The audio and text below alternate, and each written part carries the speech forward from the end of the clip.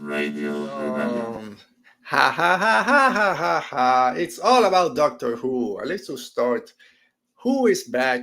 Doctor Who. We got the first three episodes, four if you count the Christmas special.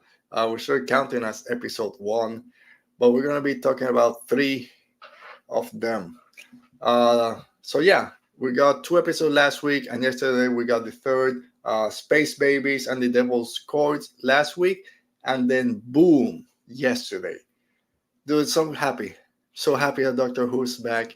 This is the first time that I'll be watching Doctor Who as the episodes are dropping, as the series is going. I came into it late, so I'm being part of this conversation, but I'm still staying away as much as I can from the general Doctor Who fandom. I don't want to fall into deep holes.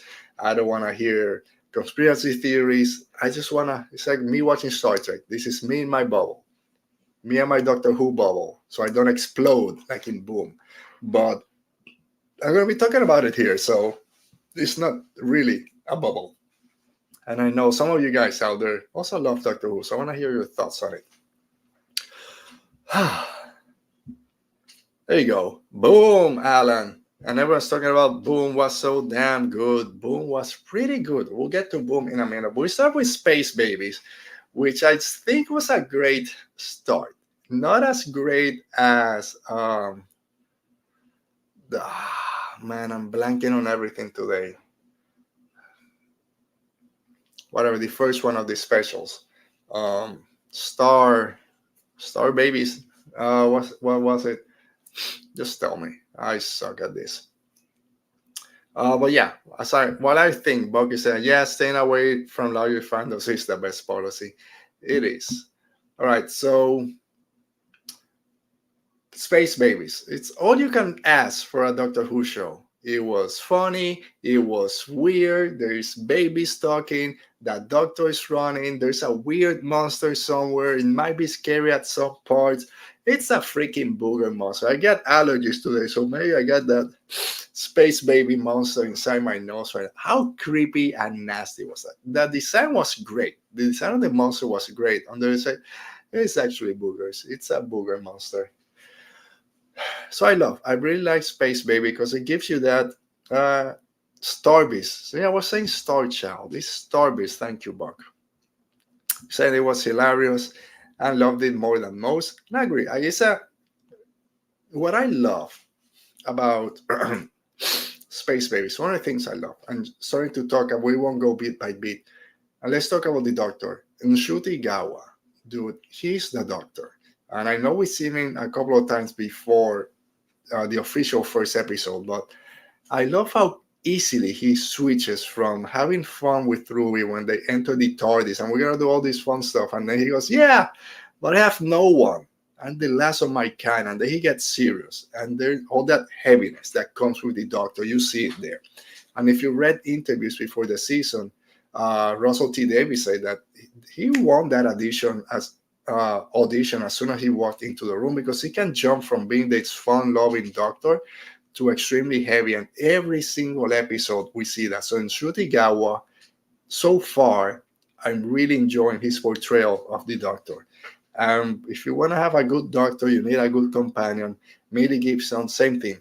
Knocking it out the park with Ruby Sunday, has hints of Clara Oswald, a little bit of Rose here and there, but Clara is the one that comes to mind. Like, she's not going to be left behind. She's not afraid. She's right there next to the Doctor running up and down. So both of them are great. Speaking of Alan, what you're saying, keep your tissues away from baby factories. Yeah, I can't. Everything's going the trash into the dumpster. No baby factories. Also love that episode, and I love this all three episodes, especially this first one and especially the last one. Boom! How Russell T Davies and everyone involved is like they're out there with their message, not hiding it.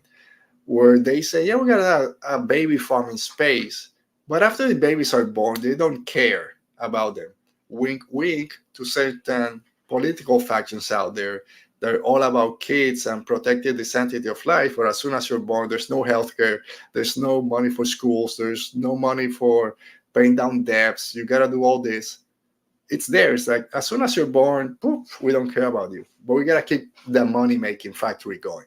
And that starts with something as funny as silly as Space Babies, which it is because it's baby stocking and the captain is a little baby, but there's those messages there. And they kept, especially in Boom, come on, it's right there.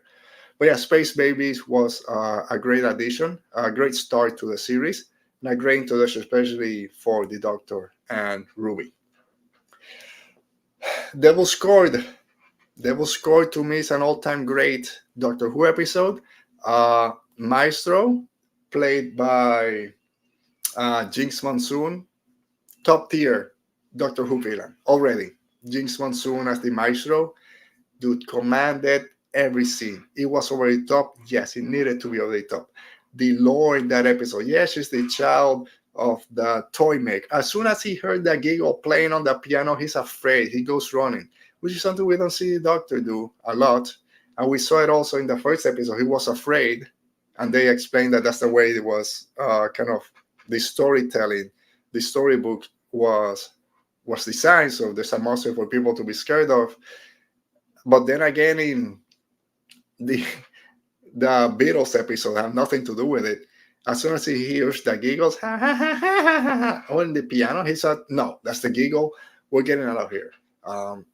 He's the child, I should say, the child of the toy maker. Already beaten once. All these gods, we can only beat them once. You can only trick them once. We played ball. I did the assault once. He tricked the maestro with kind of taking away all the sound, which was a great scene using the sonic screwdriver to take away all the sound. You can only trick us once. So he was scared, but then you get the Doctor like, no, I'm the Doctor. I'm gonna show you how things are done. And then that confrontation at the end was great.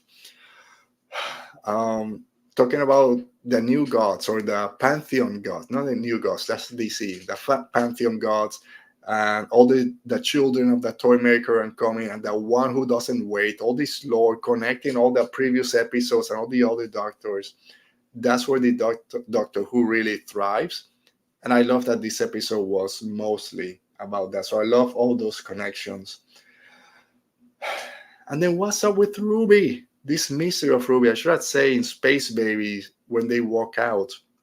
Sorry, right before the end, which, like I mentioned before, how Ncuti can really turn it as being this fun-loving guy. Like, yeah, when they thought we're gonna go do all this, it's gonna be so fun.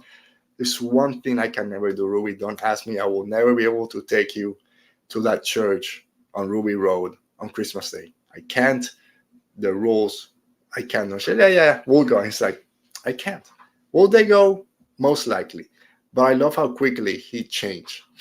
I love all the Doctors have like different ways of how much they're gonna bend the rules of time and space. Like the Ninth Doctor's like, we can't. These are the rules. If we break something, we're changing everything. And that's why that episode when he takes Rose to see her father and said, you can't intervene, and then she tries over and over and over to save him. And we see how that went. David Tennant said, yeah, maybe we can do it. Matt Smith wouldn't care. He's like, yeah, let's go. We'll go meet your mom. We'll go out for fish and chips or custard and whatever. And then it keeps going. And now this Doctor's like, I can't. There's things that we just can't do it. We'll see what happens. And then with Maestro, when I can't remember exactly what Jinkx Monsoon said, but they go, oh, like there's something really wrong with her.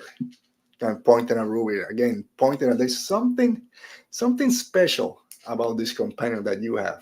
And of course, then we go straight to Boom, which, like we said, it's a great episode. We got Varada Setu. She's right there. We got her. We're not expecting her. Alan, you're right. As soon as she showed up as Mundi Flynn. So yeah, I was not expecting Varada to show up this episode. It was announced last month that she's going to be the second companion in season 2. And now she's here. When I heard that it might be a different character that she's playing when she comes as a companion. But we'll see. So extremely surprised that she was there. But I loved it because Varada is a great actress. But yeah, not holding. But before we go, sorry, let me highlight this. Alan is here on Jinkx. Jinkx Monsoon interview says she was inspired a lot from Missy and framed characters that are so powerful and unfazed by anything. Yeah, she had a little bit of Missy there with Maestro, and there was always are they playing the master? But we know the master won't show up. Russell Theater is, all right, let's keep the master hidden for now. The master will come back. Season 2, season 3, I'm sure the master will be back, but you kind of had that little bit of Missy into it. You're right. And I'll read your your comment for quote. Yeah, Alan, war and capitalism are bad. It's classic Doctor Who messages. Very classic. And here, like I say, was right in your face. War, capitalism, the marketing of war, the civilian casualties out. There's a certain level, a certain number of accepted casualties. They're also throwing shade at the healthcare business, right? There was, I can't remember exactly, it was the ambulance coming. It's whatever your injury, there's not enough funding or something. We're going to kill you anyway. So we can, I don't remember exactly, but I know that when I heard that, is man, this is straight to healthcare industries out there. Capitalism of war, making money of war, convincing you to fight an enemy that doesn't exist. Why are we fighting for? People don't know. Just fighting without knowing the reason why. There's some. It was just there, and especially with everything happening now in the world. Like, yes, please, Doctor Who, you're silly. You got space babies. Yes, very serious. Also, as I throw these things, and freaking Ruby got shot, and I got scared. Like, I know she's there. But, there were rumors a couple of months ago that, yeah, Ruby's going to be there for one season, and then we're getting a new companion. And she got shot in that third episode. I'm like, she's not going to die, but maybe she's going to die. Coming out of nowhere, Stephen Moffat, just a madman out there with this episode, keeping the Doctor not really being able to do what he does best, but still doing it. And also, thoughts and prayers, here you go, thoughts and prayers, they don't mean anything. Yeah, it's in your face.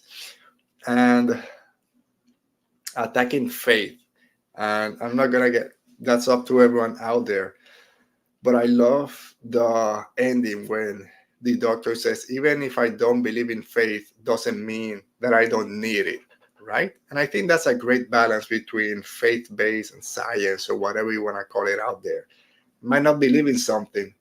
That doesn't mean I don't need it once in a while. And the snow, every time the snow falls, something's happening to Ruby. And then the Doctor say, no, that's good. Snow means there's still hope. That's what rebellions are built on hope. The Doctor is built on hope.